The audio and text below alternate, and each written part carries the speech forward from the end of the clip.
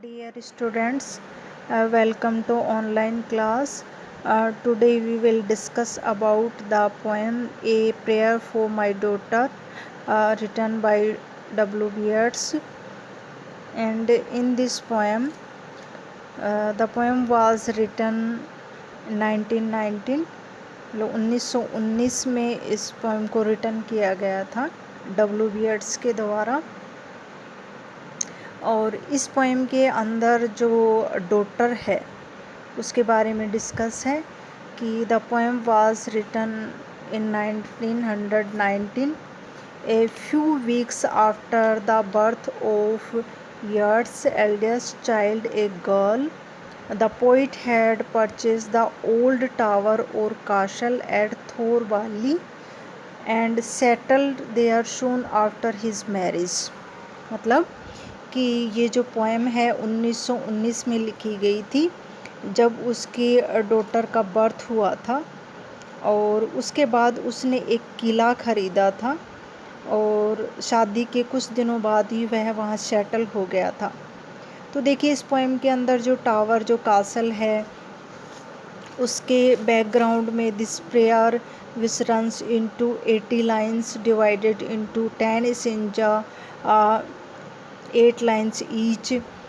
The poem expresses the poet's infant daughter and his daughter named Anna, born 1919 when the First World War had just got over. And the poem is marked by a strong protective attitude and a prayer for a balanced life of happiness for the young child.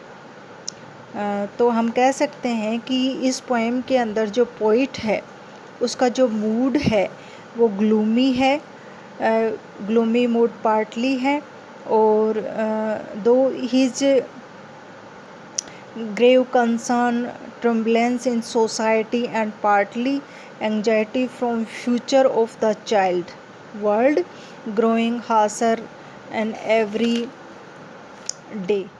तो हम इस poem में देखते हैं कि जो poet है वो अपने डॉटर के बारे में यहाँ डिस्कस कर रहा है कि जैसे वर्ल्ड वार के बाद जो टाइम था, जो पीरियड टाइम था वो कैसे स्ट्रगल हो गया था और उसका जो एक फियर है, उसका जो एक भय है वो इस पोएम में हमें दिखाई देता है। तो यहाँ पर कुछ लाइनें इम्पोर्टेंट थी, जैसे पोइट कब लिखी गई और उसके बाद उसकी जो इस पोएम में किसका डिस्कस है और इस पोएम के अंदर जो पोइट का मूड कैसा है। तो ये 3-4 क्वेश्चन इसमें बनते हैं इम्पोर्टेंट। आगे हम देखते हैं इस पोएम का first stanza. Once more the storm is howling and half hid under this cradlehood and coverlid my child sleeps on There is no obstacle but Gigri's wood and one bare hill, whereby the hastic and rough leveling wind bred on the Atlantic can be stayed.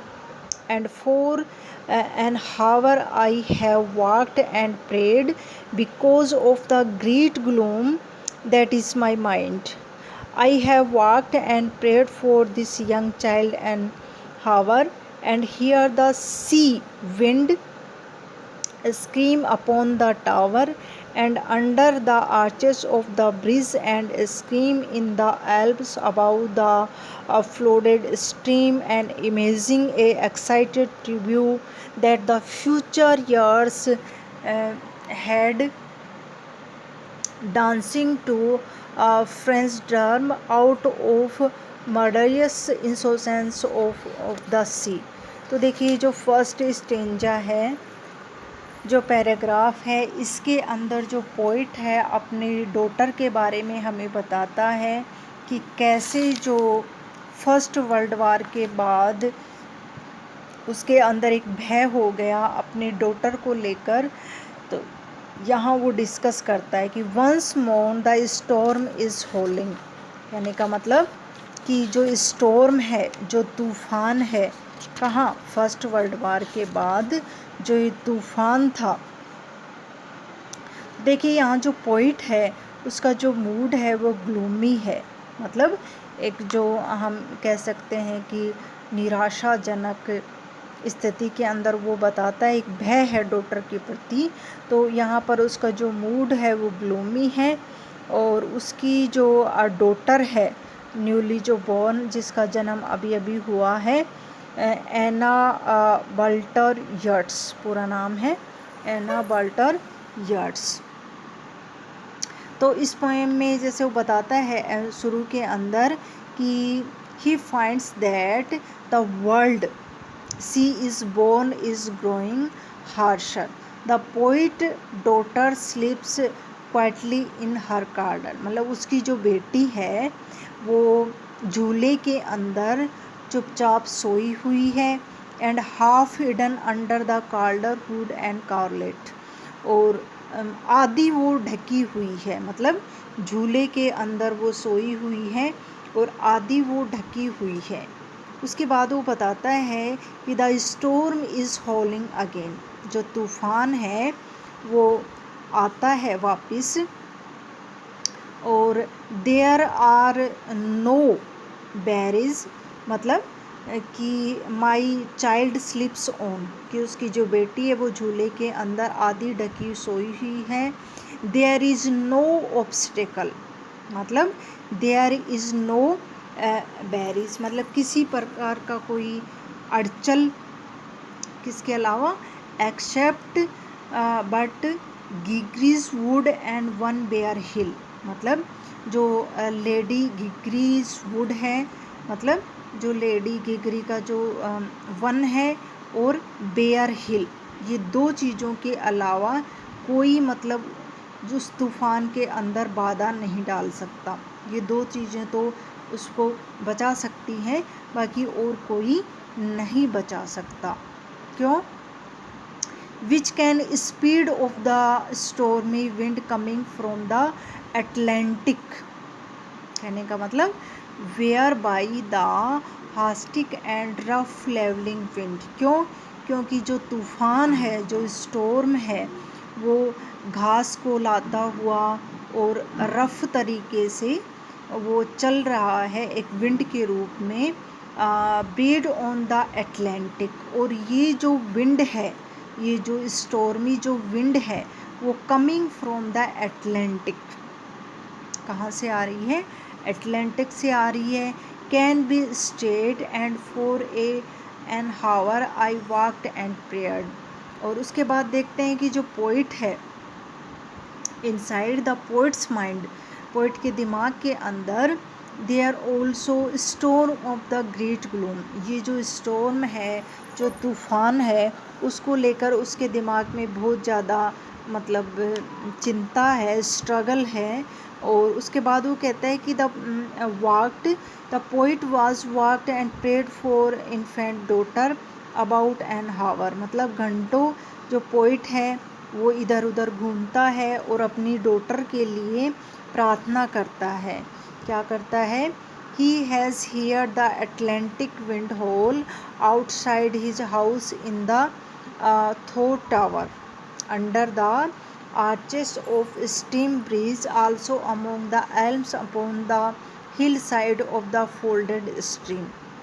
कहने का मतलब है कि घंटों जो poet है वो walk करता है और अपनी डॉटर के लिए प्रार्थना करता है, because the great gloom that is my mind, क्योंकि उसके दिमाग के अंदर एक बहुत ज़्यादा उस तूफ़ान के प्रति वो चिंतित है।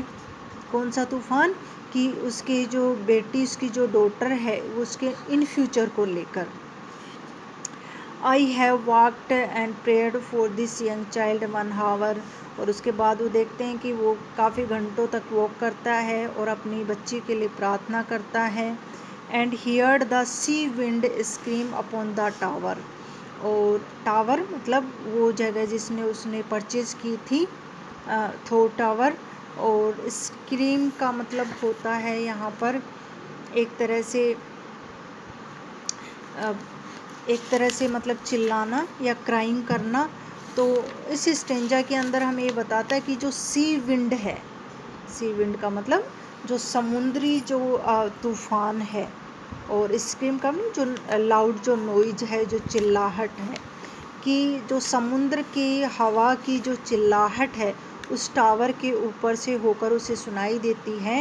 And under the arches of the bridge, और उस ब्रिज के नीचे से। And scream it arms about the folded stream. Arms का मतलब एक काइंड ऑफ ट्री होता है, फोल्डेड स्ट्रीम, और उसके नीचे से भी वो मतलब तूफान बह रहा है। इमेजिंग ए एक्साइटेड रिवर्स, और इससे वो इमेज करता है, कल्पना करता है किस चीज़ की, एक्साइटेड। तो यहाँ पर जो एक्साइटेड रिव्यू का मतलब है दुःस्वप्न, मतलब सपनों के अंदर कि किस प्रकार उसको बच्ची को लेकर वो सपने ऐसे मतलब दुःसपने देखता है जिसमें बहुत ज़्यादा वो एक्साइट हो जाता है अपनी बच्ची के फ्यूचर के लिए। And again he says that the future years had come, कि उसकी बच्ची का जो आने वाला जो फ्यूचर है उसको लेकर वो बहुत ज़्यादा चिंतित हो जाता है। और dancing to a frenzied drum, frenzied drum का मतलब यहाँ जो वाइल्ड एक्साइटमेंट है, जंगली उत्तेजना से मतलब है कि बहुत ही ज़्यादा वो एक्साइट हो जाता है अपनी बच्ची के फ्यूचर को लेकर।